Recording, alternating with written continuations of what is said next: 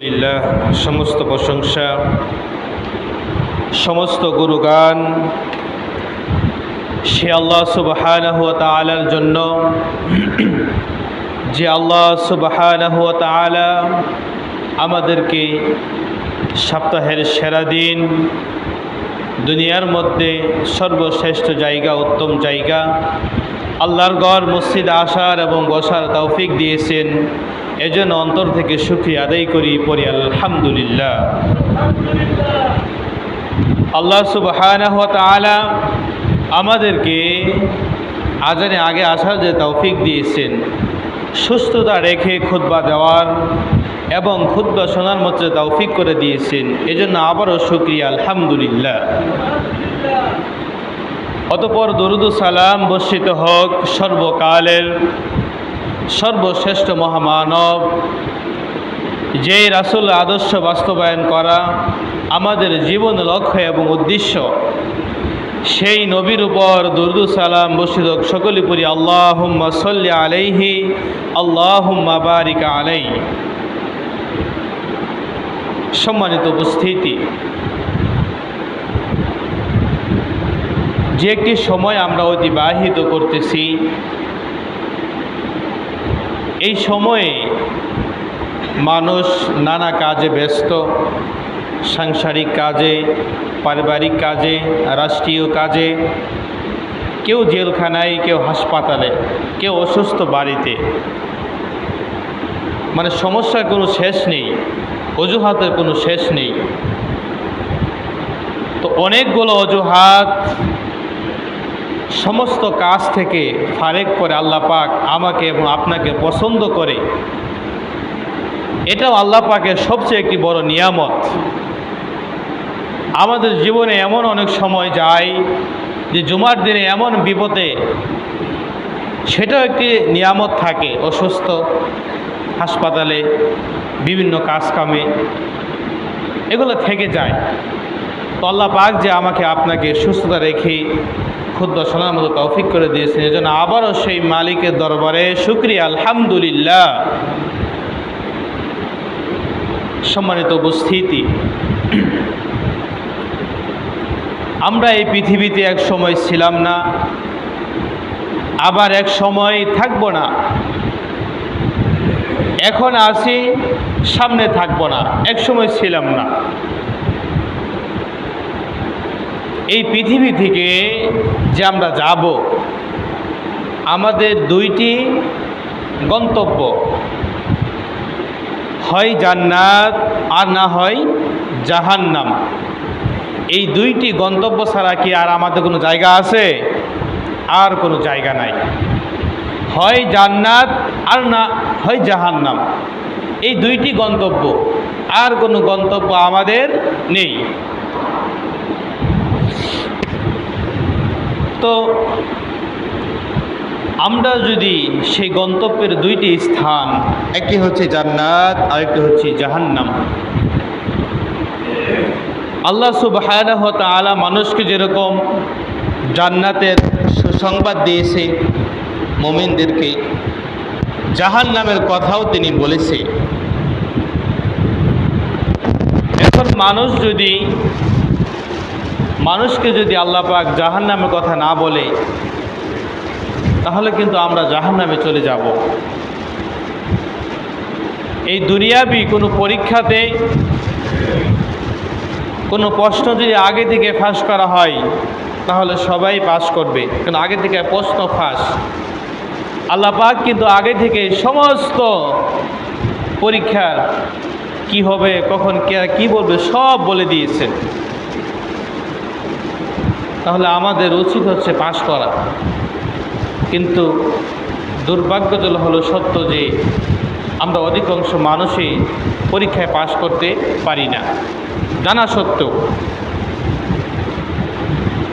তো একটি মানুষের ভিতরে যদি জাহান্নামের ভয় না থাকে, তাহলে তার দ্বারা অন্যায় চলবেই, পাপাচার চলবেই, জুলুম অত্যাচার চলবেই, যদি জাহান্নামের ভয় না থাকে।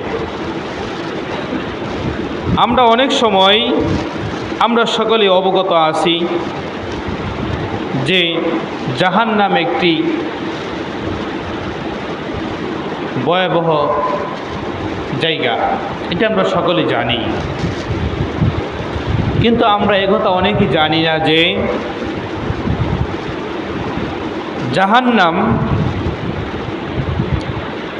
জাহান্নাম কিন্তু আমাদেরকে তার ভিতরে নিতে চান না, যদি আমরা যেতে না চাই। জাহান্নাম খুব ভয়াবহ একটি জায়গা, কিন্তু জাহান্নাম সে চায় না মানুষ আমার ভিতরে আসুক। মানুষ না চাইলে জাহান্নাম মানুষকে জাহান্নামে নিতে পারবে না।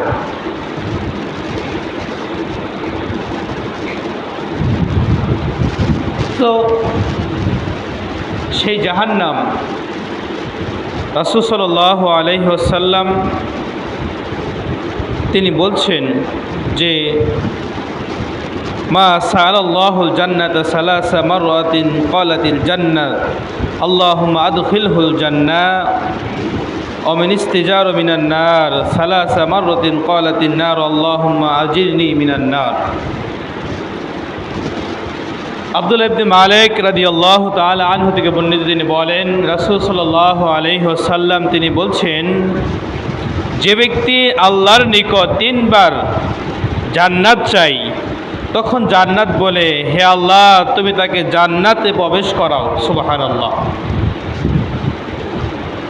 আর যে ব্যক্তি 3 বার জাহান্নাম থেকে পরিত্রাণ চায়, তখন জাহান্নাম বলে, আল্লাহ এই ব্যক্তিকে জাহান্নাম থেকে আমার থেকে তাকে পরিত্রাণ করো, তাকে রক্ষা করো। তার মানে অপর একটি হাদিসে আছে, আবু হুরায়রা রাদিয়াল্লাহু তাআলা আনহু থেকে তিনি বলেন রাসূল সাল্লাল্লাহু আলাইহি ওয়াসাল্লাম বলেছেন, কোনো মানুষ দিনে 7 বার জাহান্নাম থেকে যদি পরিত্রাণ চায়, 7 বার দিনে, তাহলে সে জাহান্নামও আল্লাহকে বলে, আল্লাহ এই ব্যক্তিকে তুমি আমার থেকে মুক্তি করে দাও। যে ব্যক্তি দিনে 7 বার জান্নাত চাই, জান্নাত আল্লাহকে বলে, হে আমার প্রতিপালক আপনি অমুক বান্দাকে, তোমার এই বান্দাকে তুমি জান্নাতে প্রবেশ করিয়ে দাও। সুবহানাল্লাহ। তার মানে আমাদের উচিত হচ্ছে কি, প্রতিদিন 3 হয় 7 বার জাহান্নাম থেকে কি মুক্তি চাওয়া। আল্লাহুম্মা ইন্নী আসআলুকাল জান্নাহ ওয়া নাউযু বিকা মিনান নার। প্রতিদিন আমাদের উচিত হচ্ছে এই জাহান্নাম থেকে কি মুক্তি চাওয়া এবং জান্নাত চাওয়া। কিন্তু আমরা কি চাই কখনো আল্লাহর কাছে কি আমরা জান্নাতই চাই, যে আল্লাহ আমি জান্নাতে যেতে চাই, এটা কি আমরা চাই? এটা আমরা অনেকে চাই না। তো আজকে সেই জাহান্নাম সম্পর্কে কিছু ভয়াবহতা নিয়ে আলোচনা করব ইনশাআল্লাহ। তো আব্দুল্লাহ ইবনে আব্বাস রাদিয়াল্লাহু তাআলা আনহু বলেন, কানা ইউআল্লিমু হাযা দুআ কামা ইউআল্লিমুহুমুস সূরাতা মিনাল কুরআন, ইয়াকুল আল্লাহুম্মা ইন্নী আউযু বিকা মিন আযাবি জাহান্নাম ওয়া আউযু বিকা মিন ফিতনাতিল মাসীহিদ দাজ্জাল ওয়া আউযু বিকা মিনাল ফিতনাতিল মাহইয়া ওয়াল মামাত। আব্দুল্লাহ ইবনে আব্বাস রাদিয়াল্লাহু তাআলা আনহু তিনি বলেন যে রাসূল সাল্লাল্লাহু আলাইহি ওয়াসাল্লাম তাদের নিচে এই দোয়াটি এমনভাবে শিক্ষা দিতেন যেমনভাবে তিনি কোরআনে কোনো সূরা শিক্ষা দিতেন গুরুত্ব সহকারে। তিনি এই দোয়াটা এমনভাবে শিক্ষা দিতেন যেরকম আমরা মক্তবে কোনো পোলাপানকে একটা সূরা শিখাই, তখন গুরুত্ব সহকারে পড়ি কোরআনের কোনো সূরা। তো আল্লাহ রাসূল সাল্লাল্লাহু আলাইহি ওয়াসাল্লাম এই দোয়াটি এত গুরুত্ব সহকারে কোরআনে আয়াতের মতো গুরুত্ব সহকারে শিখাতেন। সেই দোয়াটা কি? আল্লাহুম্মা ইন্নী আউযু বিকা মিন আযাবি জাহান্নাম ওয়া আউযু বিকা মিন আযাবিল কবর ওয়া আউযু বিকা মিন ফিতনাতিল মাসিহিদ দাজ্জাল। যে হে আল্লাহ, আপনি আমাদেরকে জাহান্নামের আযাব হতে আশ্রয় চাই, কবরে আযাব হতে আশ্রয় চাই, এবং মাসিহিদ দাজ্জাল, দাজ্জালের ফিতনা হতে আশ্রয় চাচ্ছি। এই যে একটি দোয়া আল্লাহর কাছে আল্লাহ রাসূল শিক্ষা দিতেন কোরআনের আয়াতের মতোই। হে আল্লাহ, আপনার কাছে কি আমরা জাহান্নাম থেকে বাঁচতে চাই, কবরে আযাব থেকে বাঁচতে চাই, দাজ্জালের ফিতনা থেকে বাঁচতে চাই। এই দোয়াটি আল্লাহ রাসূল সাল্লাল্লাহু আলাইহি ওয়াসাল্লাম শিক্ষা দিতেন।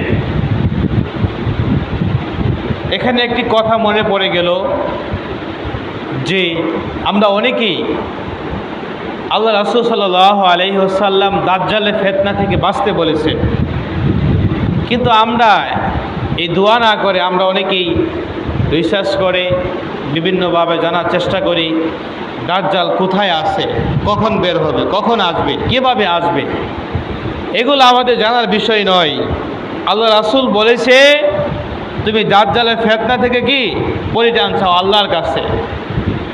দাজ্জাল সামনে আসবে, এটা সত্য। সে মানুষকে গুমরাহ করবে। আগে থেকে আল্লাহ নবী সেই কালেই এই দোয়া শিক্ষা দিয়েছে, আল্লাহ আমরা আশ্রয় চাচ্ছি দাজ্জাল ফিতনা থেকে। দাজ্জালের ফিতনা খুব ভয়াবহ হবে।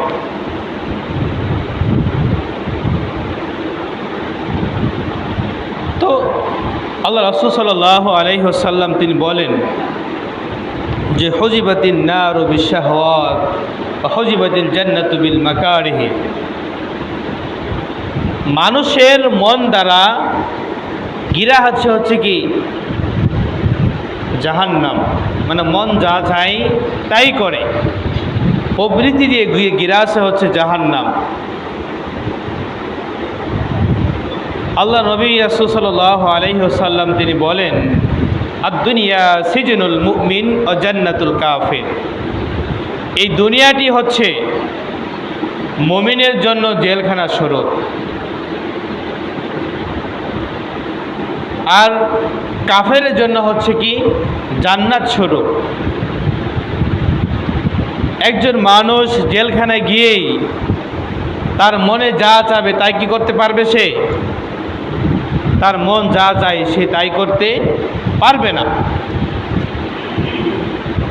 তাহলে আল্লাহ পাক যে একজন মুমিনের যে প্রেসক্রিপশন দিয়ে আল্লাহ পাক আমাদেরকে বলেছে সমস্ত জায়গায় যে তুমি এইভাবে চলবা, তাহলে সেটা খুব কঠিন। বা সেভাবে চলতে গিয়েও মানুষ নানাভাবে বিপদ আপদে থাকবে, মানুষ নানাভাবে কষ্টই থাকবে। কিন্তু দুনিয়া হবে কি জেলখানার মতো, জেলখানা যেরকম কষ্ট, কিন্তু পরকাল হবে তার সুখময় জীবন, জান্নাতের জীবন হবে। আল্লাহ সুবহানাহু ওয়া তাআলা আমাদেরকে যে এই পৃথিবীতে পাঠিয়েছে শুধু একটি পরীক্ষা করার জন্য, সেই পরীক্ষা যদি আমরা পাশ করি তাহলে জান্নাত, ফেল করলে জাহান্নাম। এই দুইটি গন্তব্য আমার আর আপনার, আর কোনো গন্তব্য নেই। এই দুইটি, হয় জান্নাত আর নয় জাহান্নাম।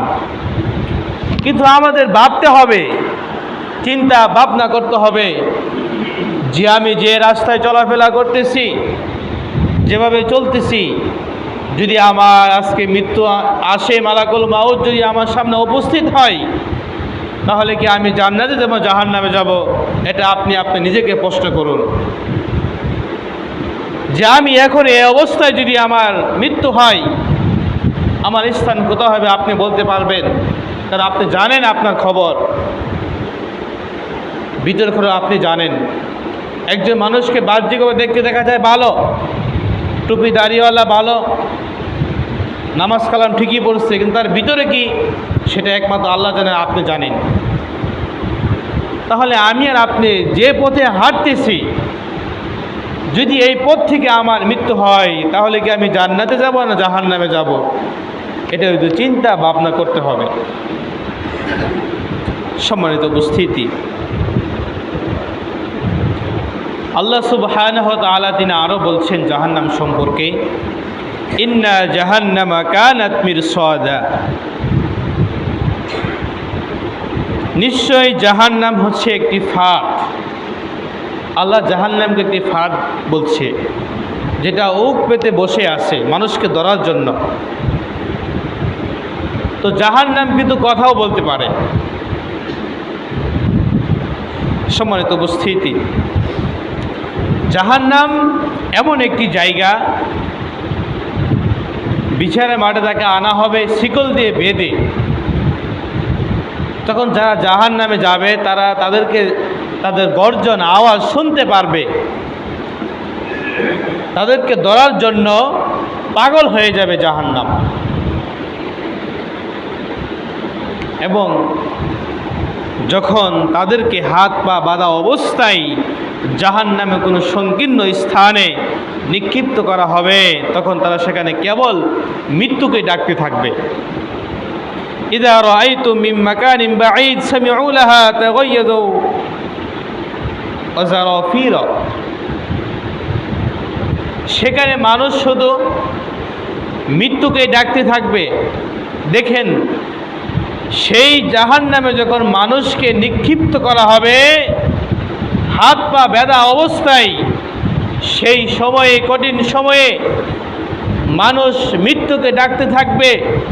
কিন্তু হায় আফসোস, হায় আফসোস, লা ইয়ামুতু ফিহা ওয়ালা ইয়াহইয়া, সে জাহান্নামে মরবেও না, আবার জীবিত থাকবে না। দেখেন, সেদিন মানুষ মৃত্যুকে ডাকবে যে আজকের এই ভয়াবহ আযাব, এই গর্জন, এই আগুনের পাওয়ার, সেই সময়ে মানুষ মৃত্যুকে ডাকবে যে মৃত্যু হলে ভালো, এই বিপদ থেকে বাঁচার জন্য মৃত্যু হলেও ভালো।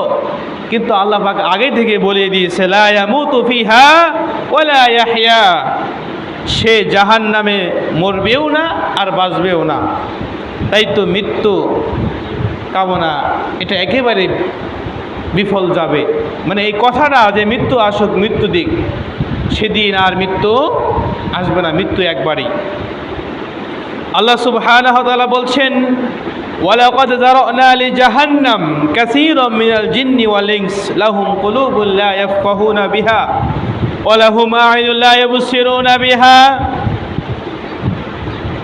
ওয়া লাহুম আযানুন লা ইয়াসমাউনা বিহা উলাইকা কাল আনআম বাল হুম আদল উলাইকা হুমুল গাফিলুন।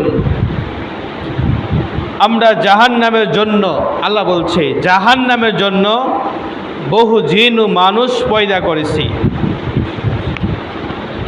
তাদেরকে আমি অন্তর দিয়েছি, কিন্তু তারা তা দিয়ে চিন্তা ভাবনা করে না। তাদেরকে চক্ষু দিয়েছি, তারা চক্ষু দিয়ে দেখে না। তাদেরকে কান দিয়েছি, তারা কান দিয়ে শোনে না। তারা হচ্ছে কি জন্তু জানোয়ারের মতো।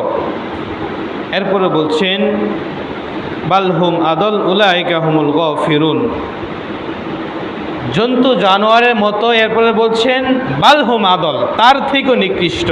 উলাইকা হুমুল গাফিলুন, তারা এই গাফেলদের অন্তর্ভুক্ত। এটা আল্লাহ পাক বলছেন,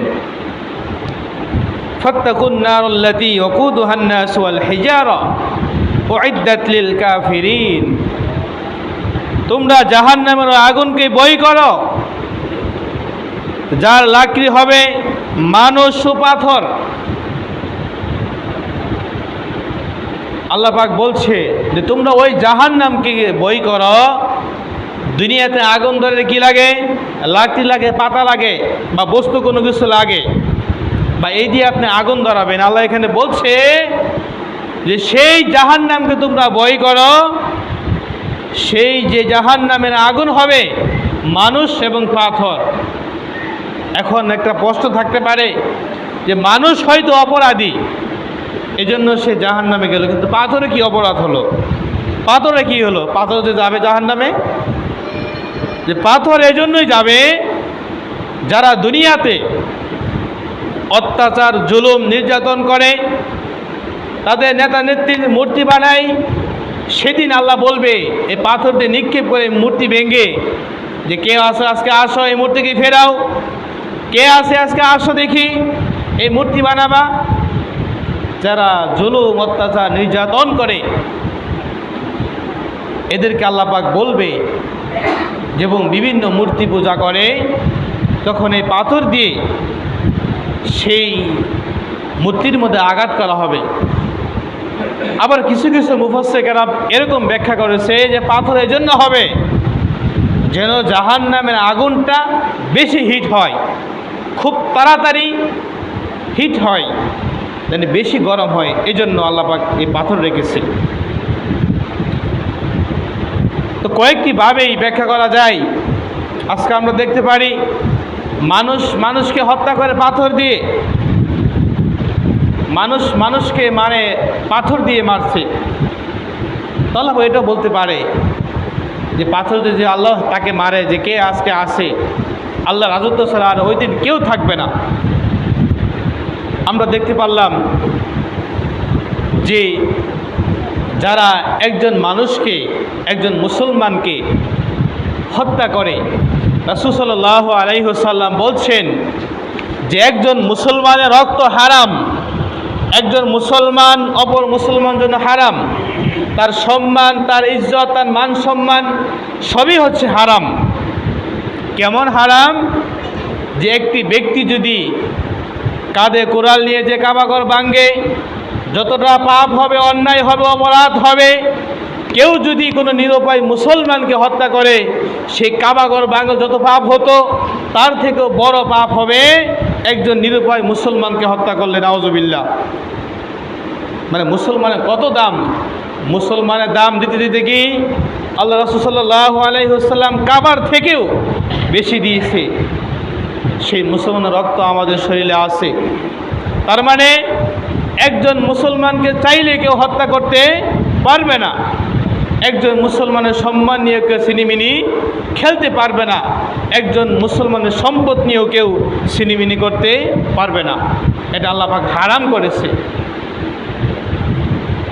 চিন্তা করতে পারেন যে যদি কেউ কোরাল নিয়ে গিয়ে কাবাঘর ভাঙে কত পাপ হবে, সে কত বড় অপরাধ করবে।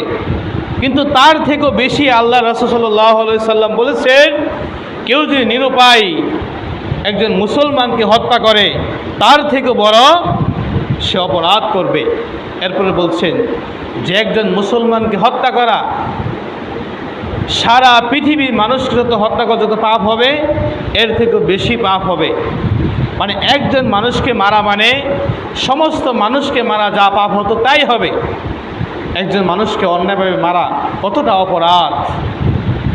তবে আমি একদিন আলোচনা করছিলাম যে মুসলমানকে মারা হারাম, নিষিদ্ধ, পাপ, কিন্তু 4 শ্রেণীর মানুষকে মুসলমানকে হত্যা করা যায়। তো সেদিকে আমি যাচ্ছি না আজকে আলোচনায়, সেটার বিষয় নয়। গতকালকেও দেখলাম আমাদের গাজীপুরে একজন সাংবাদিককে কুপিয়ে পাথর মেরে আবার মারা হলো। এই যে যারাই বা এগুলো করলো তারাও তো মুসলমান, এদের বিচার হবে না? আমরা অনেকেই মনে করি এরকম যে একজন মানুষকে আমি মারলাম, আপনি কাউকে মারলেন, আপনি একা, হয়তো এটা অপরাধ, কিন্তু 10-20 জনে মিলে মারলে এটা অপরাধ না, এরকম কিন্তু আমরা মনে করি যে সবাই মিলে আমরা মেরেছি। না, সে আল্লাহ পাকের কাছে হিসাব দিতে হবে। আল্লাহ সুবহানাহু ওয়া তাআলা বলছেন, ইকরা কিতাবাকা কাফা বিনাফসিকা আল-ইয়াওমা আলাইকা হাসিবা। আল্লাহ পাক সেদিন বলবে, এই নাও তোমার কিতাব। মানে আমাদের সবারই একটা কিতাব আছে যে আজকে পড়ো তুমি কি করেছো। লা ইউগাদিরু সগীরা ওয়ালা কাবীরা। মানুষ সেই কিতাব পড়ে দেখবে, হায় হায় এটা এমন কি কিতাব গো, যেই কিতাবে দেখি ছোটও ছাড়েনি বড়ও ছাড়েনি, যা করেছি তাই লেখা আছে। মানে আপনি যাই করবেন সেটাও কি সেই কিতাবে লেখা আছে। সেই কিতাব আল্লাহ পাক বলবে না, ফেরেশতারাও কি পড়বে না। কাকে পড়তে দিবে? আপনাকেই পড়তে দিবে, যে পড়ো তোমার কিতাব, তুমি পড়ো। এই করো কিতাবা কাফা বিনাফসিকা আল-ইয়াওমা আলাইকা হাসিবা। তোমার কিতাব তুমি নিজেই পড়ো।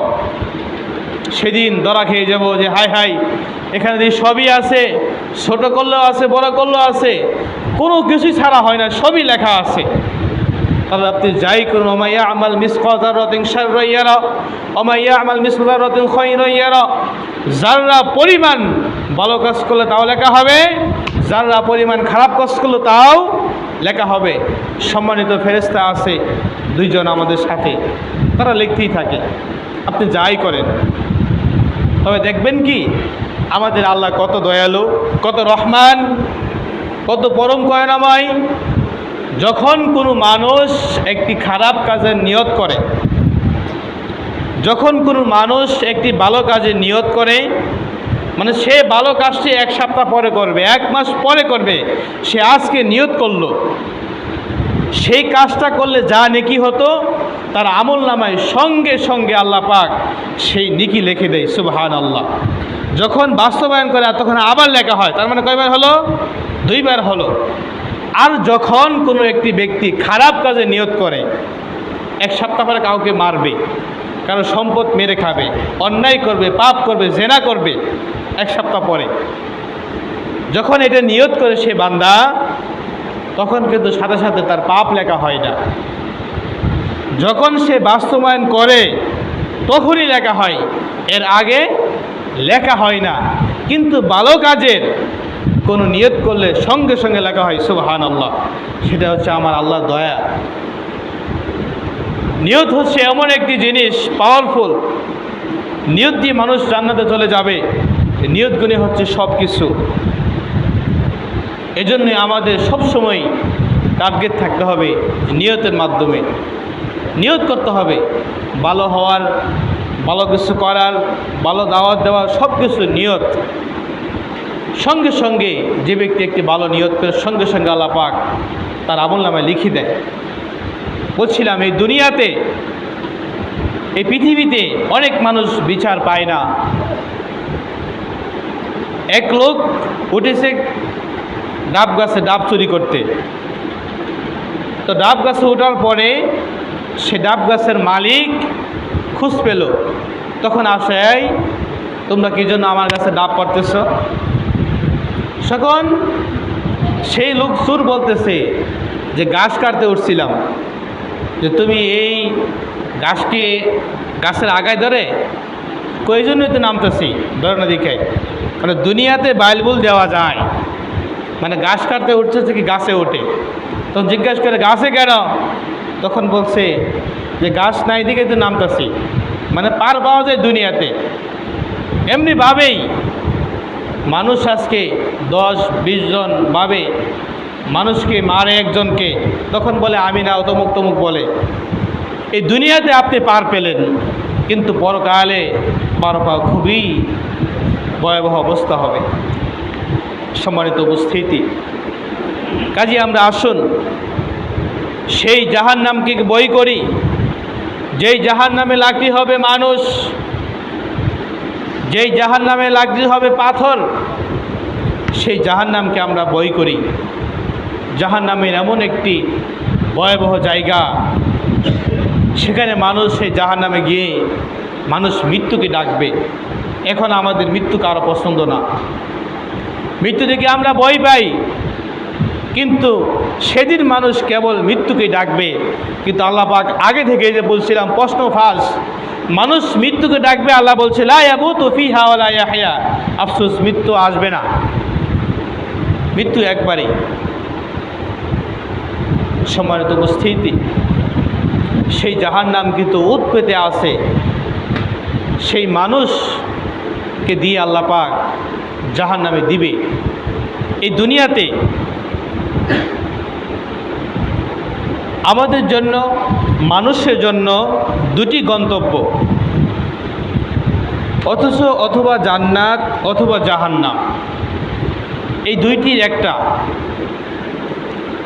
আর এই গন্তব্য পাওয়ার জন্য একটা পরীক্ষার স্থান হচ্ছে কি এই দুনিয়া। হয় আমাদের এই যে আমরা এক সময় ছিলাম না, এখন আছি, আবার এক সময় থাকবো না, কিন্তু আমরা যাব কোথায়? আমাদের গন্তব্য হয় জান্নাত আর হয় জাহান্নাম। এই দুই বিষয়ে পরীক্ষা করার জন্যই এই দুনিয়া। এই জন্য আমাদের চিন্তা ভাবনা করা উচিত যে আমরা কোন পথে হাঁটতেছি, কি করতেছি, আল্লাহর কথা অনুযায়ী কি চলতেছি কিনা, আল্লাহর সংবিধান অনুযায়ী কি আমরা চলতেছি কিনা। আমাদের জীবনে, আমাদের সমস্ত জীবনে, আমাদের পারিবারিক জীবনে, সাংসারিক জীবনে, রাষ্ট্রীয় জীবনে রাসূল সাল্লাল্লাহু আলাইহি ওয়াসাল্লাম হচ্ছে আমাদের আদর্শ এবং মডেল। আমরা অনেক সময় এরকম মনে করি যে ইসলাম শুধু ধর্মীয় ক্ষেত্রে, যে তোমরা শুধু মসজিদের ভিতরে ইসলাম নিয়ে পালন করো, বাহিরে যাবে না। রাসূল সাল্লাল্লাহু আলাইহি ওয়াসাল্লাম এই মসজিদ থেকে, মেম্বার থেকে তিনি রাষ্ট্রীয় সমস্ত কাম রাষ্ট্র পরিচালনা করেছেন। একজন চোর চুরি করবে, তার হাত কাটতে হবে। সে জেনা করবে, তাকে বুক হুমান গেড়ে ইট পাথর ঢেল মেরে তাকে হত্যা করতে হবে। কেউ কাউকে হত্যা করবে, তাকেও হত্যা করতে হবে মানুষের সামনে এসে। তার মানে আজকে আমরা শুধু ধর্মীয় ক্ষেত্রে আমাদের নবী শুধু আইডল নয়, সামাজিক ক্ষেত্রে, রাষ্ট্রীয় ক্ষেত্রে, সমস্ত ক্ষেত্রেই রাসূল সাল্লাল্লাহু আলাইহি ওয়াসাল্লাম সুন্নতকে প্রাধান্য দিতে হবে। সম্মানিত উপস্থিতি, কাজে আমরা আসুন সকল ক্ষেত্রে, আমরা সকল স্তরে আমরা যেন রাসূল সাল্লাল্লাহু আলাইহি ওয়াসাল্লাম যে আদর্শ নীতি আমাদেরকে দিয়েছে, আল্লাহর এই দুনিয়া, এই যে আজকে কত মানুষ হত্যা হয়, দর্শন হয়, চুরি হয়, ছিনতাইকারী হয়, কোনো মানুষ এই বিচার আজকে পাচ্ছে, কিন্তু একদিন পাবে। মানুষ তো পাবে, গরু ছাগলও একদিন বিচার পাবে। যেরকম রাসূল সাল্লাল্লাহু আলাইহি ওয়াসাল্লাম বলছেন যে একটি ছাগল শিং আছে তার, আরেকটি ছাগলের শিং নেই। তো তার শিং আছে বিদায় সে আরেকটা ছাগলকে গুতা মারল। এই ছাগল আল্লাহকে বলবে, আল্লাহ এই ছাগল আমাকে কি করেছে, গুতা দিয়েছে। আল্লাহ তাকে কি দিবে, শিং দিবে, তুমি গুতা মারে নাও, বিচার শেষ। কিন্তু সেই গরু ছাগলে আর কি নাই, জান্নাত জাহান্নাম নেই, তার বিবেক বুদ্ধি নাই। কিন্তু আপনি মানুষ, সর্বশ্রেষ্ঠ আল্লাহ আপনাকে বানিয়েছে, এই জন্য আপনার বিচার হওয়ার পরে হয় জান্নাত আর হয় জাহান্নাম। শুধু মানুষ আর জিনের জন্য আল্লাহ পাকে জাহান্নাম বানিয়েছেন, আর কেউ যাবে না। এই গরু ছাগল দেখেন আপনি, পশু পাখি বাঘ ভাল্লুক যাই কেউ বলেন, এগুলো কি জাহান্নামে যাবে না জান্নাতে যাবে? এরা যাবে না, যাবে কে? আমি আর আপনি মানুষ যাবে, ইনসান যাবে। এজন্যই সেই বুদ্ধি আল্লাহ পাক আমাকে আপনাকে দিয়েছে, যা গরু ছাগলকে দেয় নাই আল্লাহ। সেই বুদ্ধি দিয়ে চিন্তা ভাবনা করতে হবে। যার জ্ঞান বেশি, বুদ্ধি বেশি, তার বিচারও বেশি। যার জ্ঞান বুদ্ধি কম, তার বিচারও কম। যে পাগল, তার কোনো বিচার নেই, সে তো পাগল, সে বুঝেই না কিছু। যে যত বেশি দুনিয়া বোঝে, তাকে তত বেশি আল্লাহ পাক হিসাব দিতে হবে। এজন্যই রাসূল সাল্লাল্লাহু আলাইহি ওয়াসাল্লাম বলছেন যে বড় লোকদের তুলনায় গরিব মানুষ 70 বছর আগেই জান্নাতে চলে যাবে। সুবহানাল্লাহ। তাদের হিসাব দিতে দিতেই সময় সেখানে পার হয়ে যাবে। আর যারা অত্যাচারী, জুলুমবাজি, টেন্ডারবাজি, মারামারি, হানাহানি, অত্যাচারী করে, তাদের বিচার কিয়ামতের দিন দেরি হবে। কেউ যদি একদিন বিচার করতে দেরি হয় আল্লাহ পাকের, তাহলে 50,000 বছর চলে যাবে। 3 দিন হলে 1.5 লক্ষ বছর ওয়েটিং করতে হবে। সেই কিয়ামতের মাঠ খুবই ভয়াবহ। আরেকজন মুমিন মুসলমানের যখন আল্লাহ পাক বিচার করবে, যে এত জীবনে বিচার আল্লাহ কীভাবে করবে, রাসূল সাল্লাল্লাহু আলাইহি ওয়াসাল্লাম বলছেন যে একটি ফরজ নামাজ পড়তে যতক্ষণ সময় লাগে 5-7 মিনিট, ওইরকম সময় একজন মুমিনের বিচার শেষ করে দিবে আল্লাহ, হিসাব নিয়ে নিবে। সুবহানাল্লাহ। আল্লাহ পাক যেন আমাদের সকলকেই মুসলমান হয়ে যেন আমরা মৃত্যুবরণ করতে পারি। আল্লাহ পাক আমাদের সকলকেই সেই তৌফিক দান করি, আমিন। আল্লাহ পাক যেন আমরা যেন যে পথে হাঁটলে, যে রাস্তায় হাঁটলে, যে কথা মতো চললে আমরা আমাদের গন্তব্য জান্নাত যেতে পারবো, আল্লাহ পাক যেন আমাদের সকলকেই সেই পথে চলা তৌফিক দান করুক, আমিন।